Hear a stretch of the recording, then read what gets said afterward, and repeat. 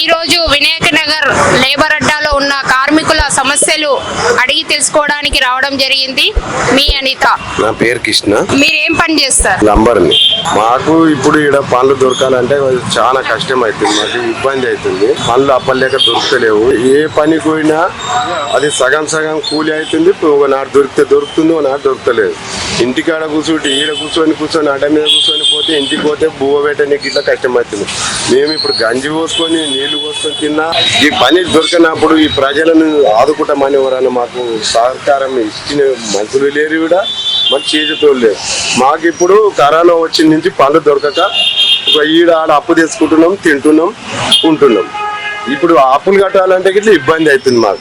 దాని మార్గం ఏందో మీరే ఆలోచించి గవర్నమెంట్ మాకు సహకారం చేయాలి. పనిచేస్తున్న సమయంలో మీరు ఎలాంటి సమస్యలు ఎదుర్కొంటారో ఆ సమస్యల గురించి వివరించాలి. సమస్యలు అంటే అమ్మా, ఇప్పుడు ఒక జూల దిగాలంటే పానం అరిచేతిలో పట్టుకొని జూల మీదకి వెళ్ళి కింది దిగి ఆడ పాన పెట్టి మిషన్ పెట్టి కట్ చేసి ఇట్లా లైన్స్ ఆఫ్ చేసేటప్పుడు పానం అరిచేతిలో పట్టుకొని దిగుతాం.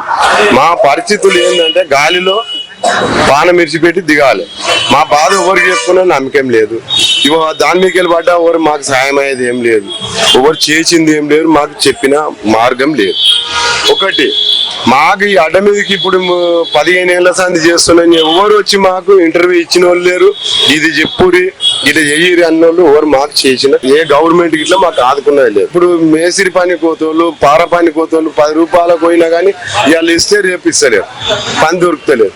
వాళ్ళు ఏం చేయాలి? ఒక కిలో టమాటా తీసుకోవాలంటే 80 రూపాయలు 90 రూపాయలు అంటే 7 కేజీలు తెచ్చుకొని తినాలి మేము.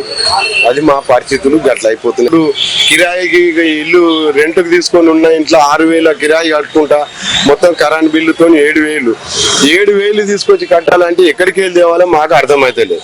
ఇప్పుడు డబల్ బెడ్రూమ్ అదే మేమున్న ఇల్లు కరెంట్ బిల్లు తీసుకొని మాకు ఆస్తులు గీస్తులు అన్ని మా ఏమన్నా ఉంటే చెక్ చేసుకొని ఇవ్వండి. ఉన్నోనికేమో ఇల్లు ఇస్తారు, లేనోనికేమో రోడ్డు మీద వండ పెడతారు. అది ఏంది పరిష్కారము గవర్నమెంట్ అర్థమవుతలేదు. మాకు గవర్నమెంట్ ఏంటంటే ఏదన్నా ఒక ఉపాయం చేసి మాకు లోను ఏదో చేసి సబ్సిడీ లేక ఏదన్నా ఒక 1,00,000 ఇచ్చింది అనుకో, 1,00,000 పని చేసుకుంటా అటుండి ఒక 20,000 కట్టుని కడమై మాఫ్ చేస్తామని మాకు ఏదన్నా ఉపాయం చేస్తే మేము బతకగలుగుతాం. కానీ ఏం పని లేనిది ఏం చేయాలి చెప్పు? ఈడే మా పరిస్థితులు రోడ్డు పాలు ఉన్నాయి. ఊళ్ళకి వెళ్ళి బతకనికి పొట్ట చేతిలో పట్టుకొని ఇటుకు వస్తుంది. పిల్లల పెళ్లి చేయాలంటే పిల్లల పెళ్లి చేయలేకపోతున్నాం. ఈ లేబర్ కార్డు ఎట్లా అయితే మాకు ఇస్తారో ఆ ప్రకారంగానే మాకు డబుల్ బెడ్రూమ్ ఖచ్చితంగా ఇవ్వడు. ఆధార్ కార్డు ఈయనే కావాలి, రేషన్ కార్డు ఈయనే కావాలంటే మాది కందుకూరు మండలం, మాది అబ్దుల్ జబ్బార్ గూడెం. మేము ఆడికెళ్ళి పొట్ట చేతిలో పట్టుకొని ఇప్పుడు 30 ఏళ్ళు నేను ఇక్కడ వచ్చి ఇప్పుడు అక్కడివే ఉన్నాయి. నాకు ఏది ఆధార్ కార్డు అక్కడనే ఉంది, రేషన్ కార్డు అక్కడనే ఉంది. ఇప్పుడు నాకు ఈడ ఇల్లు వచ్చినాక ఆ రేషన్ కార్డు ఈడిదే కావాలంటే నేను ఏం చేయాలో అర్థం కాక గమ్ము నూకున్నా. దాని పరిస్థితి ఏందో అర్థమైతలేదు. ఈడ ఉన్నోళ్ళకేమో ఇల్లు ఇస్తారు, లేనోనికేమో ఇస్తలేదు.